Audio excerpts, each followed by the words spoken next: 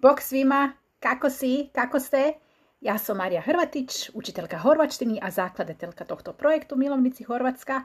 A tentokrát vás chcem vyzvať, v podstate vyzývam vás posledný krát v tomto semestri, aby ste sa konečne začali učiť horvačtinu, lebo potrebujete na to trošičku viac času. Hovorí sa, že približne, aby ste dostali takú nejakú úroveň základnú A1, A2, potrebujete 3 do 6 mesiacov. Takže ak začnete teraz v apríli a trošičku viac sa posnažite, dáte tomu trošičku viac času, energie, si také silnejšie tempo, učite do nejakého júla, augusta, to stíhate.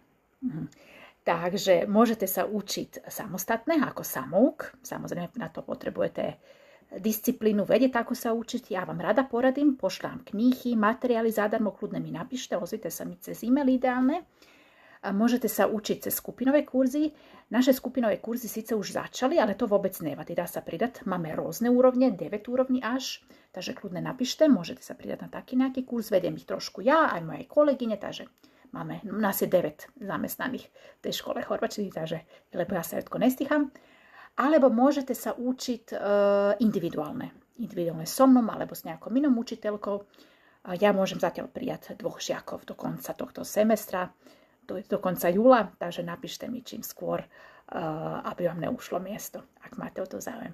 Alebo jednoducho, ak potrebujete poradiť, čo sa týka vašej horvačtiny, neviete na akej ste úrovni, neviete ako sa motivovať, čo, kde, ako, takže kľudne mi napíšte a dohodnite si so mnou zadarmo 15-minútovú konzultáciu. Takže tá konzultácia je úplne nezávazná a ja vám v rámci tých 15 minút poradím, čo by bolo najlepšie pre vás a pozrime sa presne, ako urobíme vám ten nejaký program horvačtiny na mieru. Dobre, takže to by bolo zatiaľ všetko a kľudne vy mi napíšte, som strašne zvedavá, ako sa vyučíte horvačtinu, čo vám pomáha, či môžem ja niečo urobiť pre vás, aby ste to mali lepšie a takto, takže čo by ste potrebovali od tejto skupiny a ja sa posnažím aj moje kolegyne, aby sme vám to dali. Dobre. Takže dole niekde môj e-mail, ale kľudne mi píšete aj tu do komentárov na Facebooku. Dobre, ok, vidimo se, bok!